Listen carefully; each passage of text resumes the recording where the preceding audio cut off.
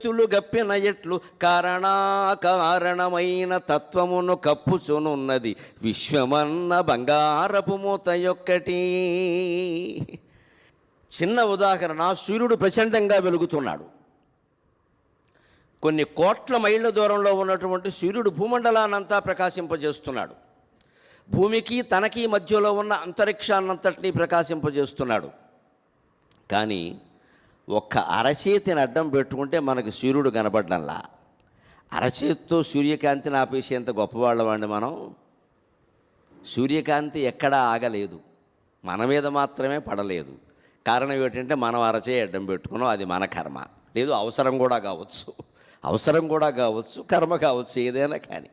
అంటే మన వరకు ఎంత జ్ఞానమైనా మనకి సోకకుండా మనం చేసుకోగలం, మన మహానుభావులం. అందుకే తెలుగులో మానవుల్ని దేవాంతకులు అంటారు. దేవుణ్ణి సైతం వేసేస్తారు వీళ్ళు, దేవాంతకులం. శుభ్రంగా ఒక మహర్షి, రమణ మహర్షి లాంటి వాడు పుట్టి జీవితం అంతా తొడ చర్మం నేలకు అతుక్కుపోయేలాగా పాతాళ గుహలో శివలింగం దగ్గర కూర్చుని అక్కడ కీటకాలు క్రిములు ఎన్ని కరిచేస్తున్నా సరే రోజుల తరబడి నెలల తరబడి కరవకుండా తపస్సు చేసి మహాజ్ఞానాన్ని మనకు ధారపోస్తే అదంతా వదిలేసి మనం కొండ చుట్టూ తిరిగి మనవరాలకి పెళ్ళే వాళ్ళని మొక్కుకుంటాం. ఇంతకంటే అజ్ఞానం ఇంకోటి లేదు. నీ మనవరాలు పెళ్లి కోసం ఆయన తపస్సు చేయలే. ఇక్కడ ఇది అర్థమైతే చాలా అర్థం అవుతాయి. మనకి ఎందుకు సత్యం కనపడదు అంటే కనపడనీయకుండా మనమే చేసుకుంటున్నాం. సత్యాన్ని కూడా కనపడనీయకుండా చేసేంత గొప్పవాళ్ళం అంటే గొప్పవాళ్ళవే. సత్యం కనపడకపోవడం కాదు, నీకు కనపడడం లేదు. తరగతిలో అందరికీ పాఠం అర్థమైంది. 30 మంది విద్యార్థుల్లో ఒక 5-6గురికి అర్థం కావలేదంటే వాళ్ళ లోపమా, ఉపాధ్యాయుల లోపమా? ఉపాధ్యాయుల లోపమైతే ఎవరికీ అర్థం కావద్దు. ఆ 5గురు అలా ఉన్నారు, వాళ్ళ మెదడు ఎదగలేదు, అసలు ఎదిగే ప్రయత్నం కూడా చేయడం లేదు. వెనక బెంచ్లో కూర్చొని సీతారామ ఆడుకుంటున్నారు. ఇంకేం ఎక్కుతుంది? ఇంకా ఇదివరకు సీతారామ ఆడేవారు, ఇప్పుడు చాలా ఆడుతున్నారు. సీతారామ ఆడినా కొంత పుణ్యం వస్తుంది. మరి వాళ్ళెవరో వెనకాల బల్ల మీద కూర్చున్న వాళ్ళ పేకాట్ల వాళ్ళు ఆడుకోవడానికి ఉపాధ్యాయుడు కారణమా, వాళ్ళు కారణమా?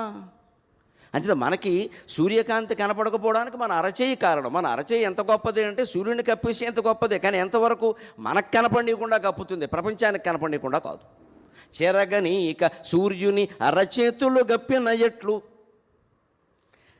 కారణమైన తత్వమును కప్పుచునున్నది విశ్వమన్న బంగారపు మూత యొక్కటి.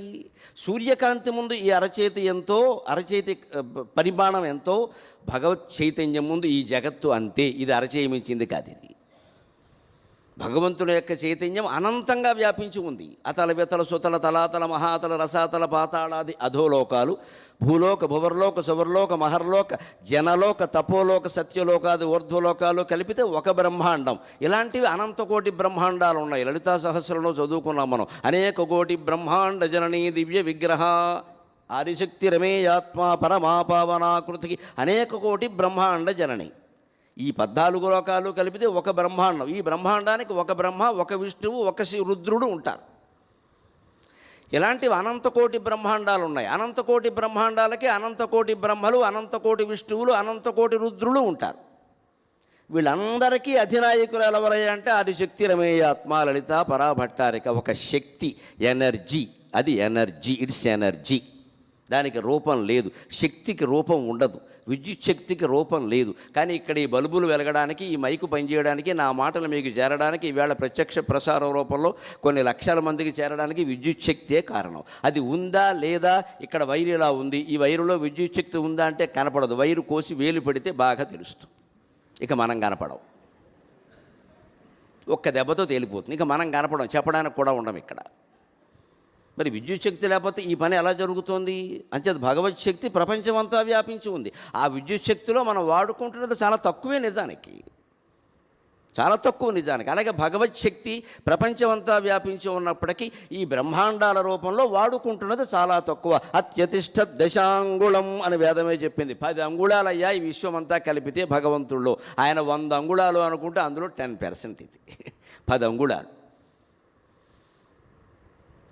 త్రిపాద్విభూతి యంత్రం అని అన్నవరం సత్యనారాయణ స్వామి దేవాలయం దగ్గర ఉంటుంది. ఎక్కడైనా వెళ్ళినప్పుడు చూడండి తప్పకుండా. ఊరికి దండం పెట్టుకుని పసుపు రాసేసి రావద్దు. అదేమిటని అడగండి, చెబుతారు. దానికి పసుపు రాస్తే ఎవరికి కనపడకుండా పాడైపోతుంది. ఏదో గొప్పది కనపడగానే పసుపు కుంకాలు రాసి దాని మీద పడిపోకూడదు. అలాగే ఇక ఎవరికి కనపడవు అవి. అది ఏమిటని అడగాలి, తెలుసుకోవాలి. త్రిపాద్ విభూతి అంటే ఏమిటి? ఏకపాదంతో ఈ సృష్టి జరిగింది, మిగిలిన 3 పాదాలు పైన ఉన్నాయి. ఆ 3 పాదాలే 75 పైన 3 పాదాలు పైకి ఉన్నది లెక్క. ఈ అత్యధిష్ట దశాంగుళం, ఒక పావల. ఈ సృష్టి అంతా కలిపితే ఒక పావల. కానీ ఇది భగవంతుడిని కప్పేయగలుగుతుంది, మన మాయ చేయగలుగుతుంది. ఎందుకంటే మనమంతా బలహీనులం. ఒక వ్యాధి 20 ఏళ్ల కుర్రాడికి రావడానికి కొంతకాలం పడుతుంది, కానీ 2 ఏళ్ల పసివాడికి తొందరగా వస్తుంది. అది పసివాడిలో లోపం కానీ వ్యాధిలో తేడా కాదుగా. వ్యాధి బలమైంది బలహీనమైంది అన్నది, వ్యాధికి ఉండే శక్తి ఉంది. కానీ 20 ఏళ్ల కుర్రాడికి కానీ అమ్మాయికి కానీ తొందరగా రాతంలో వ్యాధి నిరోధక శక్తి బలంగా ఉంది. 2 ఏళ్ల పసివాడిలో ఏముంటుంది, వాడికి వచ్చేసింది.